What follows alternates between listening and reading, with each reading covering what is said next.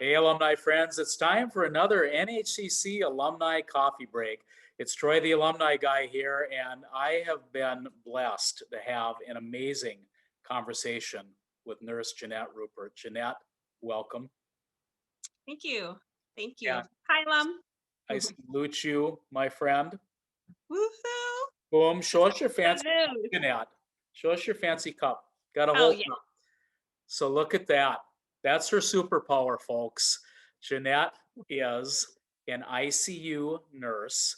She started actually in orthopedics, but as she transitioned along, she is in the COVID unit now, making a change in her career at Methodist Hospital. And I got to tell you, I have lots of conversations, and Jeanette and I just met on Monday, and we had the most lovely, beautiful conversation. I left this so inspired.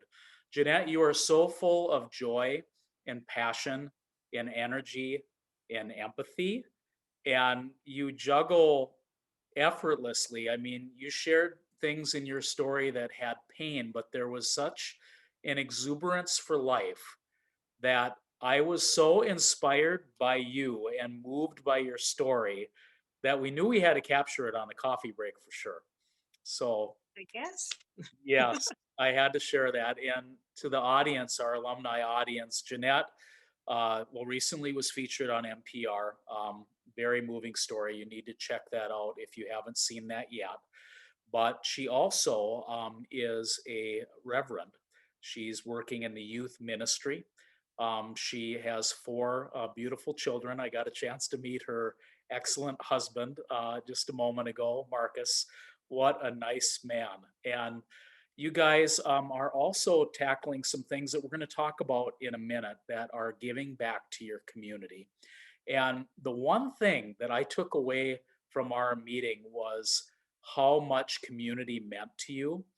You're one of the most altruistic, philanthropic people I think I've ever met, and wanting to give back all of the time to help as many people as you can, not only in your work, but in your ministry, but then also in something we're going to talk about, a nonprofit that you've recently spearheaded. But we'll keep it simple for a moment, because I sensed in you when we talked about community that North Hennepin filled your mind and your spirit with this love of community.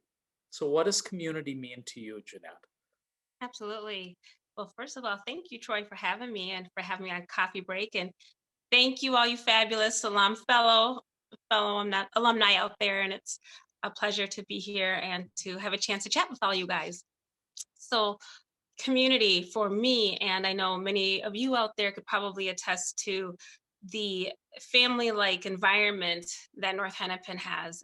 I'm telling you, I could not have gotten through my studies there without not only my fellow classmates that were in the grind and that they were there just through thick and thin with me, but the faculty makes such a huge difference on your success and on my success. I can tell you that I have I, I can tell you that I was in microbiology in a class, and I'm not a fan of microbiology at all. And I'm in this class because I have to have it, because I need to have it, because I want to graduate. And being in a class that the instructor just pours into you, this instructor, Paul Geiser, pulled me aside one time, and I'm like, oh, great, I'm in trouble. What did I do? Like, I'm going to fail like everybody else. We're all going to fail together. That's the community we have. If we're going to fail, we're going to do it together.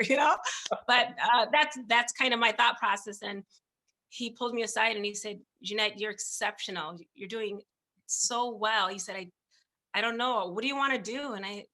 And so I actually said what I want to do when I get older or grow up, but little do you know, it's like a third career for me. But Yeah. uh, I wanted to go into nursing, and he's like, I don't know if it's the right career for you. Maybe you should go into research, or he's like, you just get it. You just get it. And Mhm. having someone kind of, show me my options. And that might, I mean, he would just go down and listen, you should be an MD, PhD. And I had never even heard of that. Just your teachers pouring into you and showing you that you can do more than what you even set your path for, was just inspiring. Deanne Newborg, another amazing professor.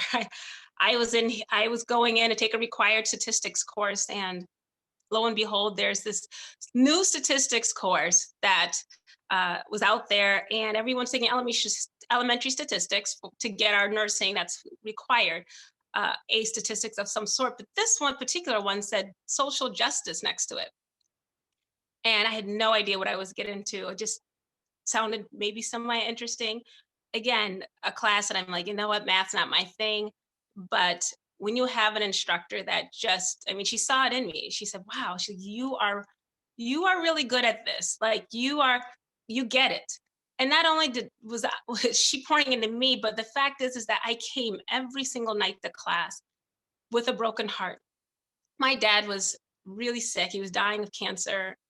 And I didn't even know if I was going to even make it through the semester, but I kept coming and I kept coming and I kept coming. And it was instructors like that would just make you want to come to class and have that support with you and just root you on and champion you in your studies and your classmates. When I'm in nursing, you have my nursing colleagues and classmates, the colleagues now, some of them, but classmates who are just like, we're in this together.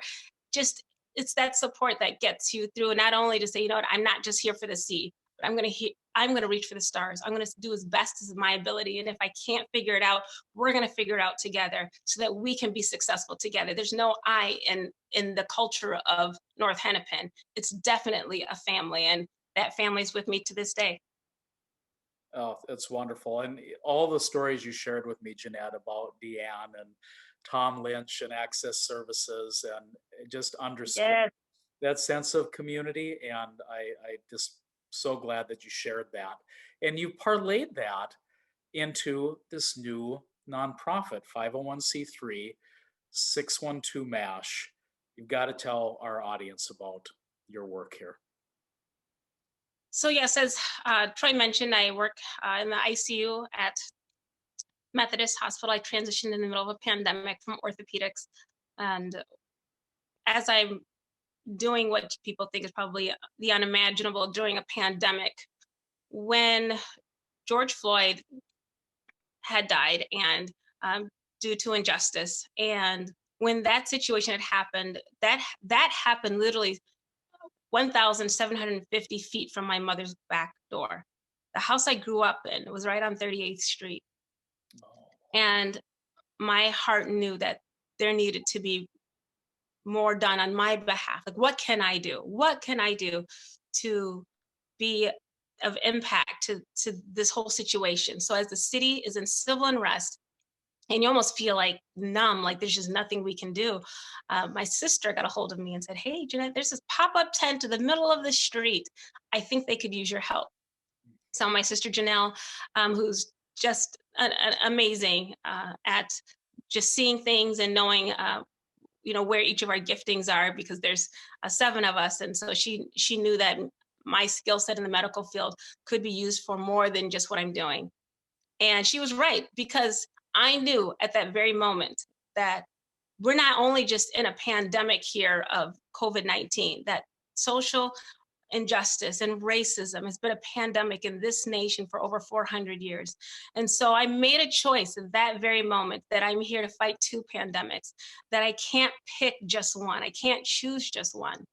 So I went to this pop-up medical tent, and I was told to talk to Kia and Dr. K, who are co-founders, who just community members who got together and said, let's do something. So they were that medical presence in the midst of unrest, in the midst of uprising of pain and anguish and hurt in the city, in the inner city of South Minneapolis. They were right there, and so I was like, I'll be a part of this. So I would go to work, working night shift or day shift, and before my shifts or after my shifts, I'd volunteer. On my days off, I found myself volunteering, and I met just some fantastic medics and some fantastic uh, people, just genuinely great people in the community who were there to just help in any way that they can. So it was it was very important. And out of that civil unrest and that uprising, and as this pop-up tent was providing first aid and medical services to not only those in the community, but those that would come visit the George Floyd memorial. You had newscasters and things. People were out there in the hot sun. They were getting sunburned and needed medical attention. There's just so much out there that needed help. As we were doing all of this, knowing that as things started to calm down, knowing that this little pop-up tent wasn't here just for the uprise, that there's a lot more here. The community still needs us. And now it's still here. It's formed into a 501c3. This little pop-up tent in the middle of the street is now turning into brick and mortar. So it's called 612 MASH, which stands for Minneapolis All Shall Heal. And those of you who are in the Twin City area, 612 is the Minneapolis area code.